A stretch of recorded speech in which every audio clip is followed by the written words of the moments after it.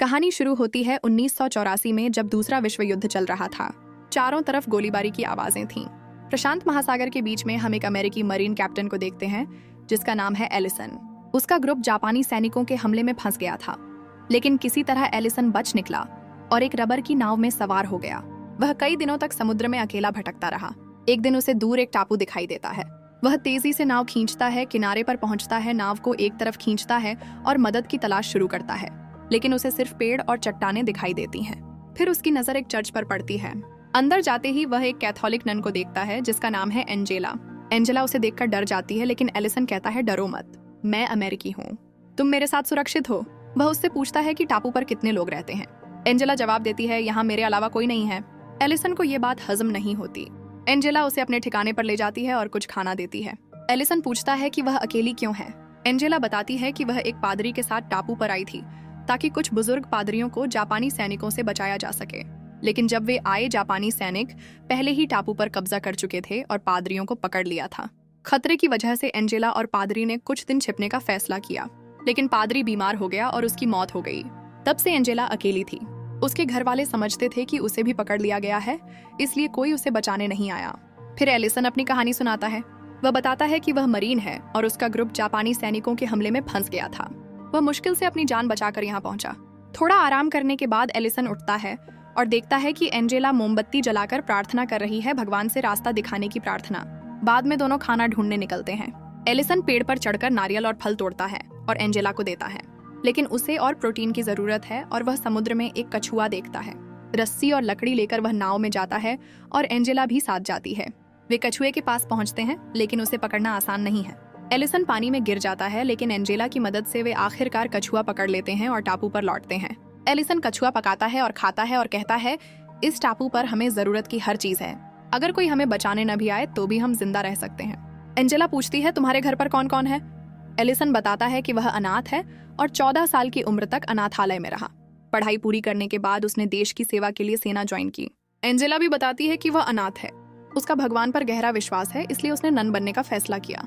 अगले दिन वे आसमान में एक जापानी लड़ाकू विमान देखते हैं। एलिसन घबराकर एंजेला के साथ छिप जाता है, क्योंकि अगर वे दिख गए तो उनकी जान को खतरा हो सकता है। वह कहता है कि उन्हें कुछ दिन छिपे रहना होगा और एक गुफा का जिक्र करता है जो उसे मिली थी। एंजेला मान जाती है और वे गुफा में चले जाते हैं। पूरा दिन वहीं बिताते हैं। अगली सुबह उन्हें जोरदार धमाकों की आवाज सुनाई देती है। एलिसन बाहर झांकता है और देखता है कि जापानी विमान टापू पर बमबारी कर रहे हैं। एंजेला डर जाती है और प्रार्थना करने लगती है। एलिसन उसे दिलासा देता है और शांत करता है। बमबारी खत्म होने के बाद वे बाहर निकलते हैं और देखते हैं कि सब कुछ तबाह हो चुका है। उनका ठिकाना और चर्च पूरी तरह बर्बाद हो गए हैं। जल्द ही जापानी सैनिकों की एक टुकड़ी टापू पर मौसम स्टेशन बनाने आती है। वे एलिसन की नाव भी तोड़ देते हैं। उन्हें देखकर एलिसन और एंजेला फिर से गुफा में छिपने को मजबूर हो जाते हैं। सैनिक चारों तरफ हैं और एलिसन बहुत सावधान हो जाता है। वह एंजेला से गुफा के और अंदर छिपने को कहता है और खुद चाकू लेकर पहरा देता है। खुशकिस्मती से सैनिक गुफा में नहीं आते और आखिरकार चले जाते हैं। एंजेला जापानी सैनिकों के सामने सरेंडर करने का सुझाव देती है, ये सोचकर कि शायद वे एक नन को नुकसान न पहुंचाएं और एलिसन को भागने का मौका मिल जाए। लेकिन एलिसन मना करता है, कहता है कि यह बहुत जोखिम भरा है, वे उसे भी नुकसान पहुंचा सकते हैं। वे छिपने का फैसला करते हैं।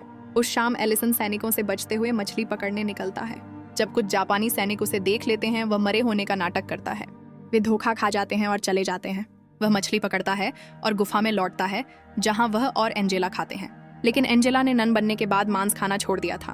फिर भी और कोई खाना न होने की वजह से वह मछली खाती है, लेकिन बाद में उसे उल्टी हो जाती है क्योंकि उसका शरीर इसे पचा नहीं पाता। वह भूखी ही सो जाती है। बाद में एलिसन जापानी कैंप देखने निकलता है।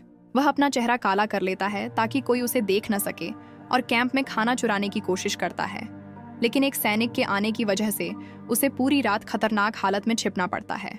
सुबह जब सैनिक बाहर ट्रेनिंग कर रहे होते हैं, एलिसन चुपके से सामान की थैली लेकर निकल जाता है। एंजेला सुबह उठती है और उसे न देखकर घबरा जाती है, सोचती है कि वह मर गया। वह रोने लगती है, लेकिन तभी एलिसन सुरक्षित लौटता है और एंजेला को राहत मिलती है। वह बताता है कि वह कहाँ गया था, लेकिन एंजेला उसे बिना बताए जाने के लिए डांटती है। एलिसन वादा करता है कि वह दोबारा ऐसा नहीं करेगा। अगले दिन एलिसन एंजेला को एक फूल और एक कंघी देता है, जिससे वह खुश हो जाती है। वह पूछता है कि क्या उसने कभी नन बनने के बजाय आम जिंदगी जीने के बारे में सोचा।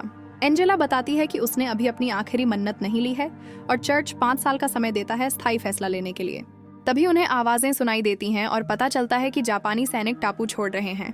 वे बहुत खुश होते हैं। कैंप से बचे हुए सामान की वजह से अब खाने की कोई कमी नहीं है। एलिसन एंजेला से कहता है कि उसकी जिंदगी हमेशा अकेली और मुश्किलों भरी रही है, लेकिन अब वह उसके साथ खुश रहना चाहता है और उससे शादी करने को कहता है। युद्ध के बाद एंजेला हैरान हो जाती है और कहती है कि उसने खुद को भगवान को समर्पित कर दिया है। वह इस वचन को तोड़ नहीं सकती। एलिसन का दिल टूट जाता है, लेकिन वह माफी मांगता है अगर उसने उसकी भावनाओं को ठेस पहुंचाई। उस रात खाने के दौरान एलिसन को जापानी शराब की बोतल मिलती है और वह ज्यादा पी लेता है। नशे में वह एंजेला की मन्नतों का मजाक उड़ाता है और उनकी स्थिति की तुलना आदम और हव्वा से करता है, जो एक सुनसान टापू पर हैं। आहत होकर एंजेला बारिश में जंगल की ओर भागती है और ठंड में सो जाती है। एलिसन उसे ढूंढता है लेकिन नहीं मिलती। अगली सुबह वह उसे बेहोश पाता है। वह उसे कैंप में ले जाता है, लेकिन देखता है कि जापानी सैनिक लौट आए हैं। वह उसे गुफा में ले जाता है, जहां उसकी हालत और बिगड़ जाती है।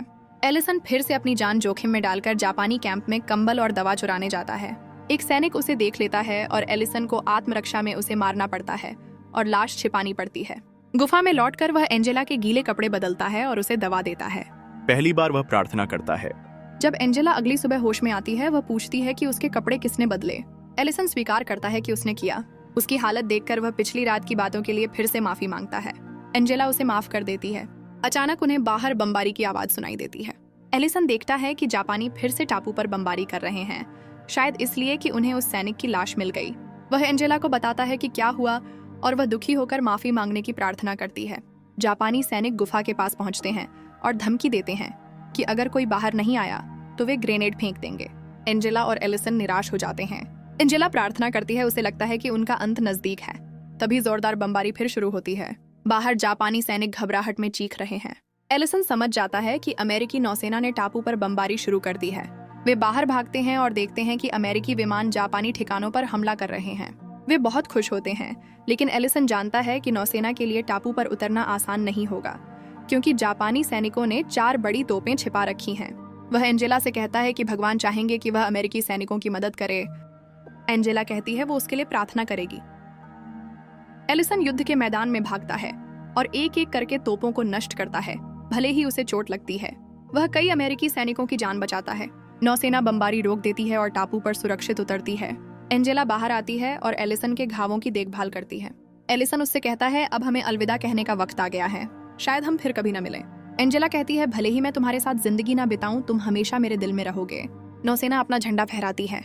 जब कप्तान एलिसन को जिंदा देखता है, उसे यकीन नहीं होता। वे समझते थे कि वह मर चुका है। एलिसन को स्ट्रेचर पर रखा जाता है और एंजेला उसके पीछे चलती है। एलिसन ने कभी एंजेला को प्यार करने या उसका विश्वास छोड़ने के लिए मजबूर नहीं किया और एंजेला ने हमेशा उसका सम्मान किया। ये फिल्म हमें दिखाती है कि सच्चा प्यार हमेशा साथ रहने में नहीं होता। भले ही 2 लोग अलग हों, उनके दिल फिर भी जुड़े रह सकते हैं। और इस तरह फिल्म खत्म होती है। दोस्तों, अगर आप एलिसन की जगह होते तो क्या आप अपने देश के लिए अपनी जान जोखिम में डालते? हमें कमेंट्स में बताएं। देखने के लिए शुक्रिया। प्लीज लाइक, शेयर और सब्सक्राइब करें। अगले वीडियो में मिलते हैं।